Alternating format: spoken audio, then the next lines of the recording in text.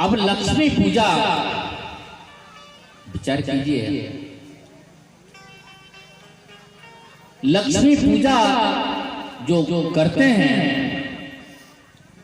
आज क्या होता है, दीपावली का दिन का जो रात है वो जागरण का समय है।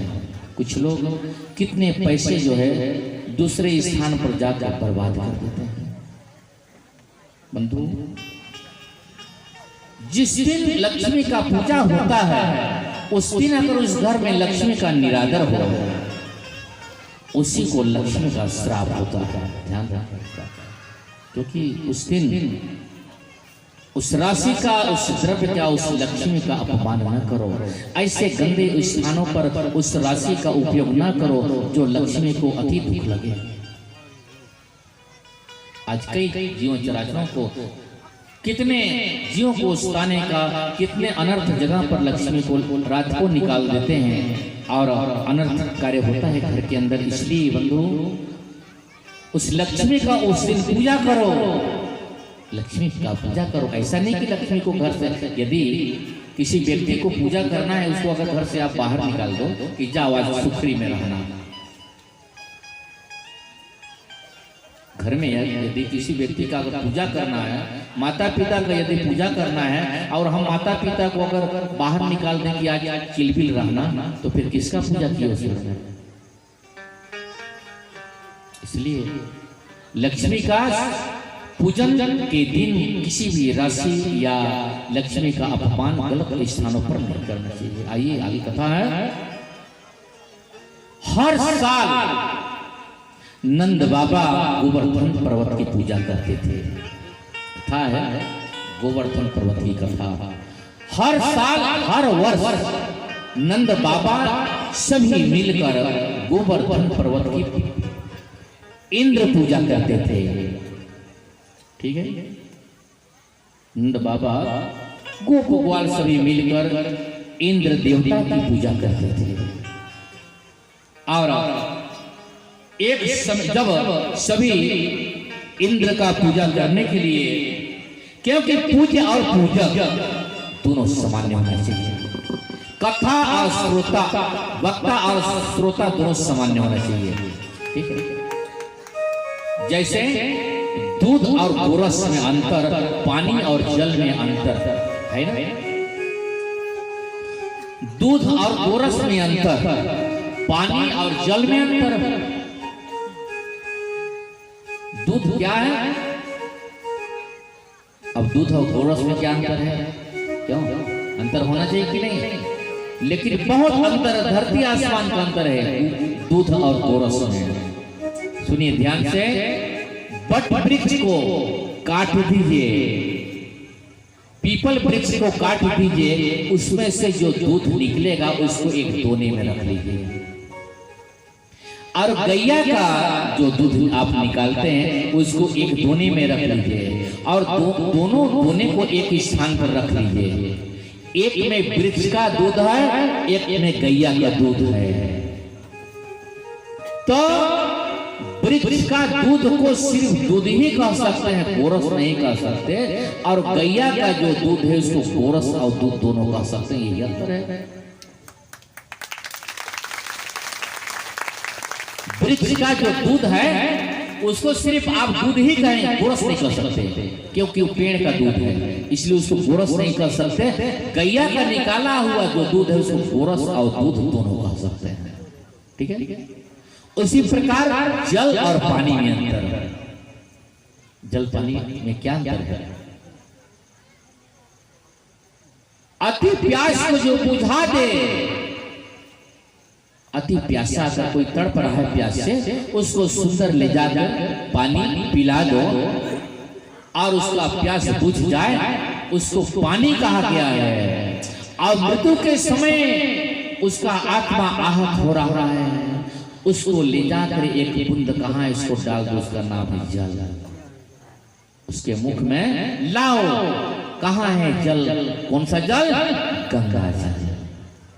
तो जल और पानी में इतना ही अंतर है। जो आहत हो रहा है, क्या वो दो बूंद जल से उसका प्यास की मृत्यु हो सकता है? कभी नहीं। लेकिन जो प्यासा है वो खूब पानी अगर उसको पिला दो उसका प्यास तृप्त हो जाएगा। तो जल और पानी की ही अंतर। बोलिए राधे। तो आज जो है नंद बाबा समस्त परिवारों के साथ सखाओं के साथ इंद्रदेव की पूजा करने के लिए सभी सामग्रियां जुटाने लगे, क्योंकि नंद बाबा जानते हैं कि इंद्र देवता ये वर्षा के मालिक हैं, ये वर्षा के देवता हैं इंद्रदेव। जब इंद्र खूब बरसाए तब सुंदर धान उगेंगे, हरा भरा सुंदर घास उगेंगे, जो पशुओं को सुंदर खिलाने में हमको सहयोग मिलेगा। इस प्रकार समझकर जो है सभी इंद्र पूजा के लिए सभी सामग्रियां वहां सभी जुड़ाने लगे। तब कन्हैया कहते हैं नंद बाबा को, बाबा यहाँ इंद्र कौन है? नंद बाबा समझाते हैं कि लाला ये तो वर्षा के मालिक हैं, हर साल हम इंद्र पूजा करते हैं। जब इंद्र पूजा करते हैं तो खूब वर्षों से वर्षा होती है और धान उगते हैं, चारे उगते हैं, जो मनुष्यों को खिलाने में उनका सहायक होता है, इसलिए हम उनका पूजा करते हैं। तब जो है कन्हैया कहते हैं, बाबा आप कितने दिनों से उनका पूजा करते आ रहे हैं? बोले वर्षों से हम पूजा, कितने सालों साल सनातन धर्म से जो है हम पूजा उनका करते आ रहे हैं। कन्हैया कहते हैं, बाबा क्या इंद्र देवता आप सबको कभी दर्शन दिए? बोले नहीं। तो बोले आप लोग जब इतना दिन तक इंद्र देवता का पूजा करने के लिए आ रहे हैं, तो जब जो देव दर्शन यदि ना दे उसका पूजा क्यों करें? इसलिए हम सभी मिलकर उस गोवर्धन की पूजा करेंगे। बजाइए गोवर्धन नाथ का हम पूजा करेंगे। तब जो है नंद बाबा कहते हैं, लाला यह गोवर्धन पर्वत की पूजा किस प्रकार से की जाती है हमको तो मालूम ही नहीं है, उसका विधि क्या है, उसका विधान क्या है। बंधु तब नंद बाबा को समझाते हैं कन्हैया कि गोवर्धन का जो पूजा है उससे हम भली भांति से जानते हैं, आप चिंता ना कीजिए। कन्हैया कहते हैं, बाबा उस पूजा को हम भली भांति जानते हैं, हम चिंता ना करो, गोवर्धन नाथ की पूजा की सभी तैयारी करो। गरीबों के लिए अन्नकूट करना है, गरीबों गाय और सदाचारी ब्राह्मणों की पूजा है तो ईश्वर की पूजा है। और नंद बाबा को समझाने लगे कि बाबा, कन्हैया कहते हैं लाला कि ये जो है गोवर्धन पर्वत आपको दर्शन देंगे और आपके चढ़ाए हुए प्रसाद को भोग लगाते हुए भी दिखेंगे। ऐसे हम दयालु हमारे गोवर्धन पर्वत। नंद बाबा कहते हैं, क्या तेरा ठाकुर भोजन करते प्रसाद पाते हमको दिखेगा? बोले हाँ अवश्य दिखेंगे, इसलिए आप सभी तैयारी कीजिए। तब जो है अब गोवर्धन पर्वत बहुत लंबा चौड़ा है। आज सुंदर सभी के घरों से खाने पीने की वस्तु मंगाते हैं सभी, और गायों का जुलूस निकाला गया।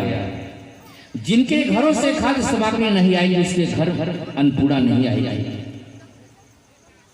थोड़ा ना थोड़ा अन्न दान कृष्ण लीला में गोवर्धन पर्वत के पास लाना अति आवश्यक है, क्योंकि भागवत कथा में प्रसंग आती है कि जिसके घर से अन्न कृष्ण भगवान के दरबार में नहीं आती उनको भगवान उससे अन्नकूट नहीं, जैसा होना चाहिए। इसलिए थोड़ा ना थोड़ा अन्न भगवान कन्हैया के दरबार में लाना अति अनिवार्य है। आज नंद बाबा कहते हैं कि क्या तेरा ठाकुर भोजन करते हुए दिखाई देगा? कन्हैया कहते हैं, बाबा अवश्य भोजन करते दिखाई देंगे। ऐसे कन्हैया जो है नंद बाबा को समझा रहे हैं और सभी लोग खुशी के मारे सभी आनंद मग्न होने लगे। जितने जो खाद्य पदार्थ हैं, आटा है, प्रसाद है, केला, सेव, संतरा इत्यादि इत्यादि सभी गाड़ी में जो है भर भर कर गोवर्धन पर्वत के पास ले जा रहे हैं। और सुंदर वह पर्वत को अभिषेक किया जा रहा है।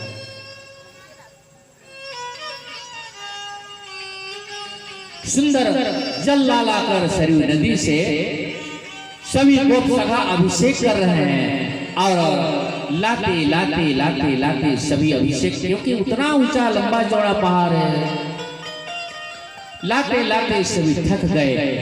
सब गोप सखा कहने लगे कन्हैया देखो तो हम सभी जो है जल लाते लाते सरयू नदी से अभिषेक करते करते सभी थक जा रहे हैं, इसलिए आपके चरण में तो कई गंगा हैं, आप किसी भी गंगा माँ को प्रकट कीजिए ताकि अभिषेक करने में हमको जो है कठिनाई ना हो।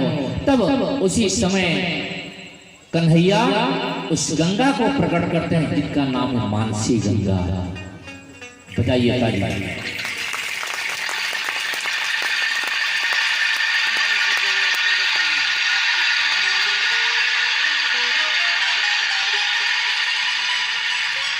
उस गंगा का नाम है मानसी गंगा।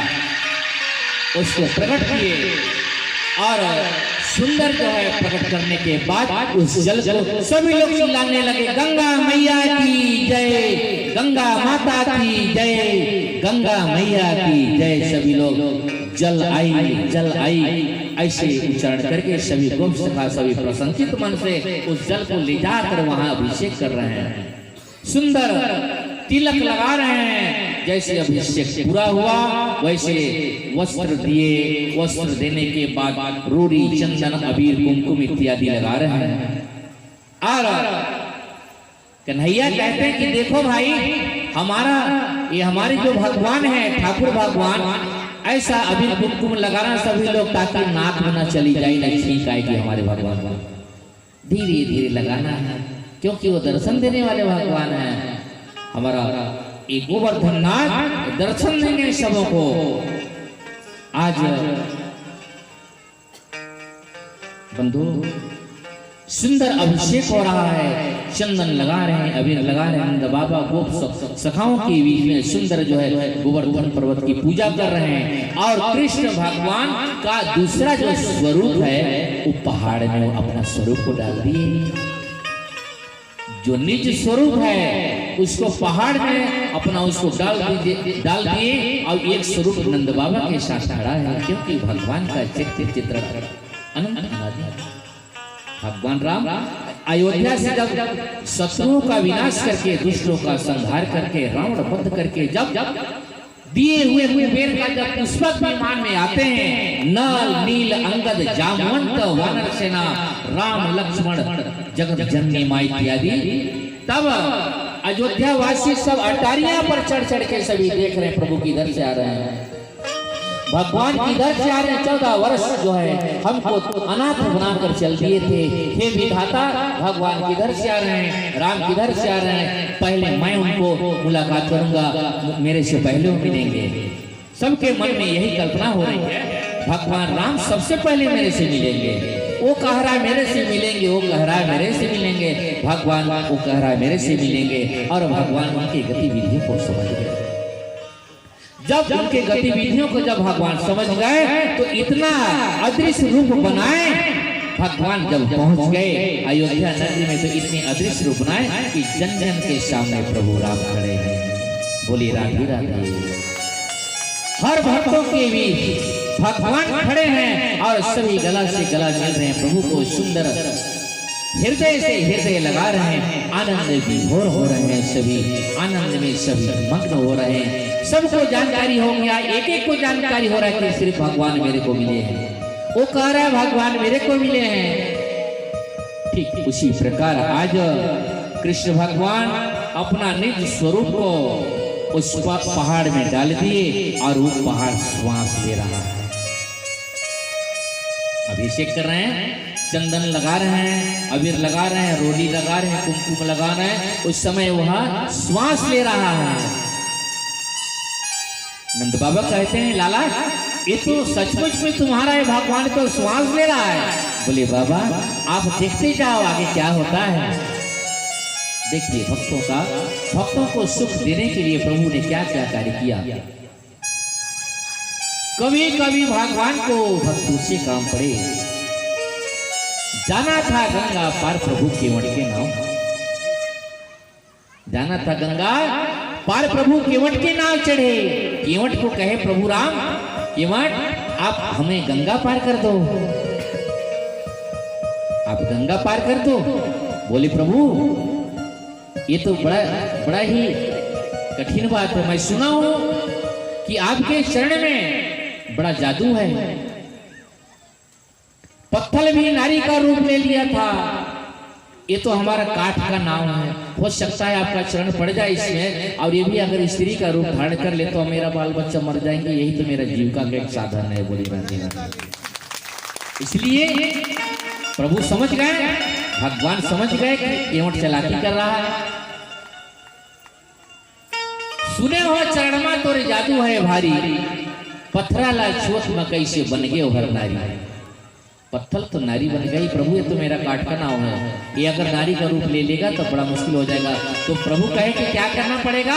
बोले मैं कठौतिया ला रहा हूँ, रगड़ रगड़ के पहले आपका चरण को धोना पड़ेगा।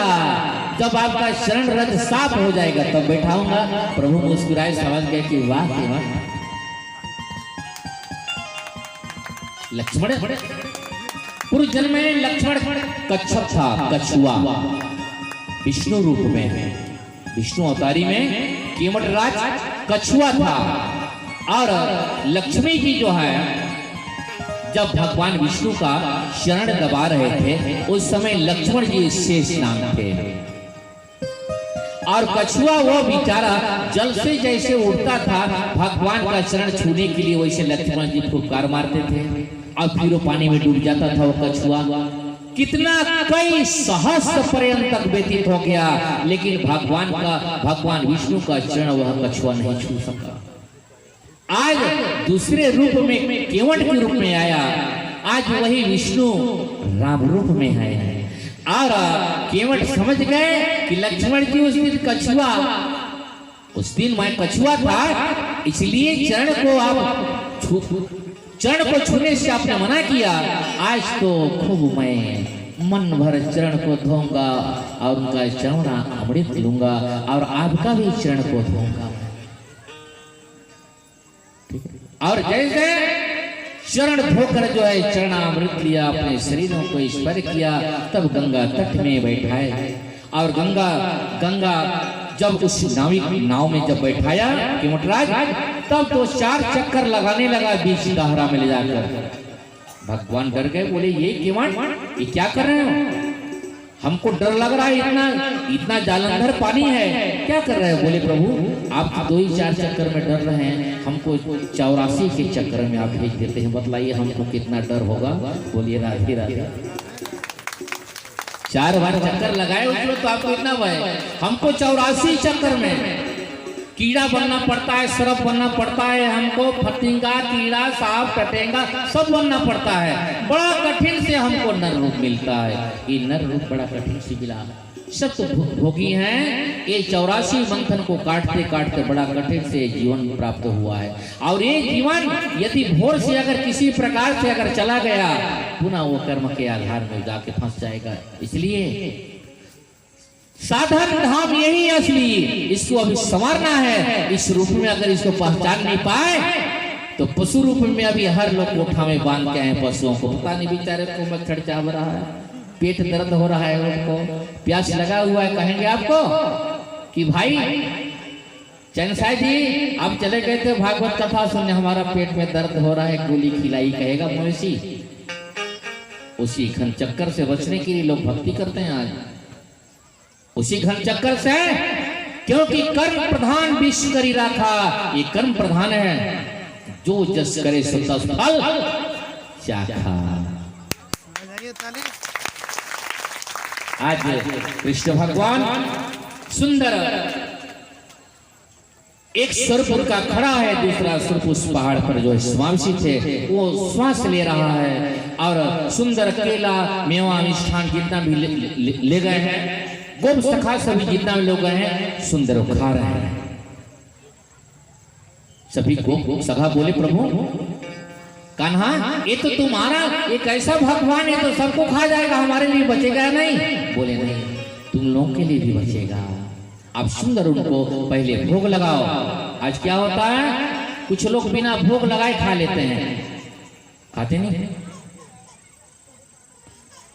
जब कभी भी लकड़ा भाजी जो आपके सामने आता है, जब तक आचमनी ना करें तब तक उसको भगवान प्राप्त नहीं करते हैं। इसलिए बिना भोग लगाए भगवान को कभी ग्रहण नहीं करना चाहिए। भगवान को भोग लगाना, ठीक। आज ठीक इसी प्रकार जब भगवान भोग लगा रहे हैं, गोप सखा सभी खिला रहे हैं सुंदर उनको, और सुंदर उनका पूजा हो रहा है। अभिषेक हो गया, पूजा हो रहा है, और आनंद के मारे सभी लोग आनंद मग्न हैं वहां सभी लोग। और इधर हर साल होता था इंद्र यज्ञ। नारद जी समझ के कि अब फंसाना जरूरी है। बोलिए राधे राधे राधे। नारद, ना माने नहीं, रद हो ही नहीं सकता, उसका नाम है नारद। ना माने नहीं, रद, जो नारद कह दिया और रद्द हो ही नहीं सकता, होके रहेगा। बोलिए राधे राधे। आज घर घर नारद हैं, गांव गांव में नारद हैं, देखे हैं, दिखाई नहीं देता है, अंदर की बात है। बोलिए राधे राधे। तब नारद जी वीणा बजाते बजाते चले गए इंद्रलोक को। इंद्रलोक गए, और जब नारद जी का जब आगमन हुआ, इंद्र देवता देखे प्रसन्नचित हो गए। बोले कहो नारद, किस प्रकार से कैसे आपका आगमन हुआ? बोले प्रभु एक बड़ा ही दुखद समाचार लाया हूं। अरे कौन सा दुखद समाचार है? बोले प्रभु हर वर्ष आपका पूजा करते थे, और आज तो गोप सखा वो कन्हैया आज तो सबों को मोड़ दिए, तो गोवर्धन पर्वत की पूजा करा रहे हैं। आपका पूजा को त्याग दिए। आपका पूजा होना चाहिए, क्योंकि आप बरसात के मालिक हैं। आपका हर साल पूजा होती है, लेकिन आज सभी लोग ग्वालों ने तो ये अच्छा नहीं किया। वो तो गोवर्धन जो पर्वत है उनका पूजा कर रहे हैं। और उसी समय इंद्र देवता कोपित हो गए, क्रोध हो गए, और नारद जी वहां से नारायण नारायण करते निकल गए। बोलिए राधे राधे। आप समझो आपको क्या करना है, मैं जो काला था कर दिया। बोलिए राधे राधे। उसी प्रकार नारद तो उसी का नाम है, दोनों को उसका बात को उसको बता दे, उसका बात को तो दोनों फंसे रहो। अमल चल दिया, बीड़ा बजाते बजाते, समझ आई वही नारद है। एक दूसरे का बात को दोनों को फंसा दिए, उसी का नाम नारद है। अब जब इंद्र देवता जब कुपित हो गए, क्रोध के मारे जब कांपने लगे, तब उन्होंने 12 मेघों को आदेश दिया। 12 मेघ जो वर्षा के जो सदस्य हैं, 12 मेघों को उन्होंने आदेश दिया, जाओ और इस पृथ्वी लोक को पानी से डुबो दो, लबालब कर दो। जितना वृक्ष पौधा है, जितना पहाड़ पर्वत है, सब धराशायी हो जाए।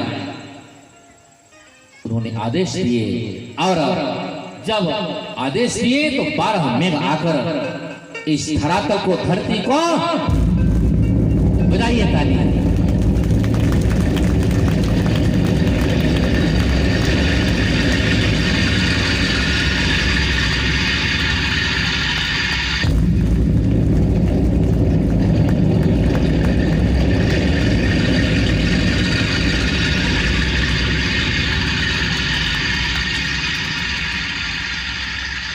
तब जो है 12 मेघ जो हैं वाकई पृथ्वी में उमड़ पड़े। इतना बरसात हो रहा है, मूसलाधार जल का वर्षा होने लगा, उथल पुथल सब हो गए, वृक्ष बह रहा है, पहाड़ पर्वत सब धराशायी हो रहा है, जितने भी जो गौएं हैं सब बह रहे हैं, और भक्त लोग जितने भी जो गोप सखा सभी जो जाकर इंद्र गोवर्धन पर्वत के पास जो अभिषेक कर रहे थे, पूजा कर रहे थे, सभी व्याकुल हो गए।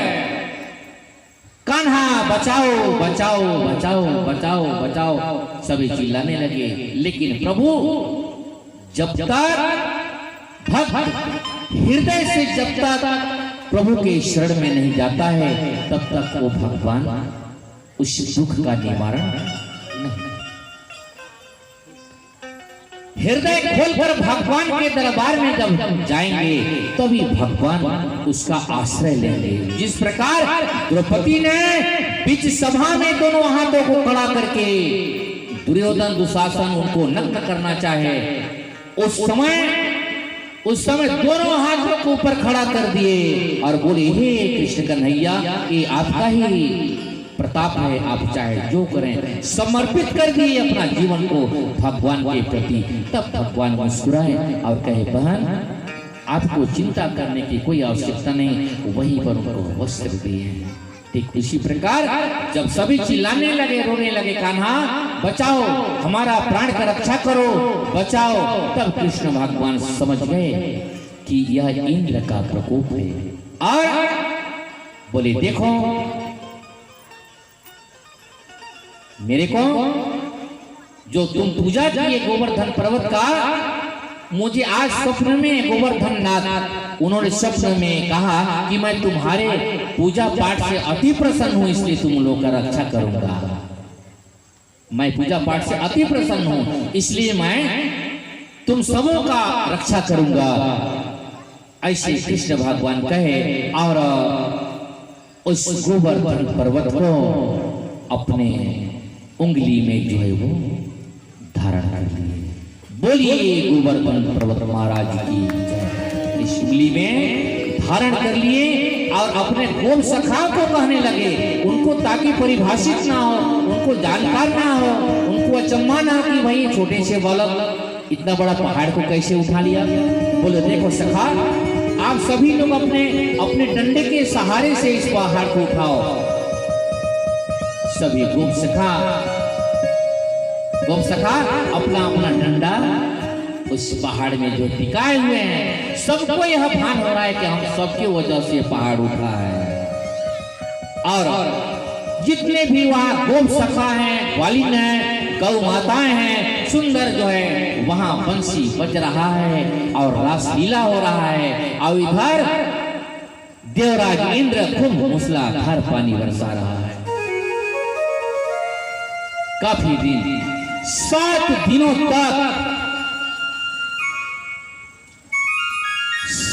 दिनों तक लगातार बरसात होने लगा। तब देवराज इंद्र समझ गए कि धरती में जितने भी जो रहने वाले, जितने भी जीव चराचर हैं, सबका विनाश हो गया होगा। चलूं तो थोड़ा देखने के लिए। उस समय अपना वज्र लेकर अपने वाहन में बैठकर देवराज इंद्र उसी गोवर्धन पर्वत के पास आते हैं। और गोवर्धन पर्वत के पास आए तो देख रहे हैं कि वहां सुंदर रासलीला हो रहा है, बंसी बज रहे हैं, मृदंग बज रहे हैं, वहां गोपी ग्वाल रासलीला कर रहे हैं, गौएं माता सुंदर बैठकर रंभा रहे हैं। वहां देख कर जो है देवराज इंद्र, उनका सारा घमंड चूर हो गया। बोले, हे प्रभु, हे विधाता, मैं तो आपका परीक्षा करने के लिए तैयार हो गया। आपका मर्म तो मैं जान नहीं पाया कि आप साक्षात श्री हरि हैं। और जाके जो है भगवान कन्हैया के चरणों को प्रणाम करते हैं और बार बार क्षमा याचना मांग रहे हैं। बंधु, इसलिए हृदय खोलकर भगवान के आश्रय जाने वाला जो भक्त होता है, उसको भगवान स्वतः अपना आश्रय ले लेते हैं, उनका अधीन हो जाते हैं। आज धन्य माता यशोदा जो तीनों लोगों के स्वामी को डंडा लेकर दौड़ा रहे हैं, जिनके शरीर में करोड़ों ब्रह्मांड, करोड़ों सूर्य, करोड़ों चंद्रमा, करोड़ों पृथ्वी, किन्नर, गंधर्व, नाग, मुनि, देवता, जिनके ब्रह्मांड सारा ब्रह्मांड है, ऐसे प्रभु को एक साधारण माँ यशोदा डंडा लेकर उन्हें दौड़ा रहे हैं और डर के मारे कन्हैया भाग रहे हैं। तीनों लोगों को जो आश्रय देने वाले कन्हैया माँ से डर रहे हैं। बंधु, कथा का इशार बड़ा आनंद आती है, थोड़ा कहना ज्यादा समझना। मैं तो मेरे माता पिता गुरुजनों के आशीर्वाद से काफी दूर दूर तक यह हासिल मिलता है और अपने इसी संगीत टोलियों के साथ इस कार्यक्रम को मैं कर रहा हूं। और मैं अपने न तो मैं कोई ज्ञानी न कोई विद्वान, न मुझ में कोई ज्ञान भी नहीं है। वो आप सबों का स्नेह हुआ, मेरे प्रति प्रेम हुआ, जो एक छोटा सा आश्रम मुझे देकर आपने मेरे गौरव को गौरवान्वित किया। मैं इस स्थान पर बैठकर अपने मत के अनुसार जन समुदाय को संबोधित करने का, इस ज्ञान को प्रकाश करने का मैं प्रयास करता हूँ। आज का कथा यही संपन्न। आइए एक भजन के बाद आरती का कार्य होगा।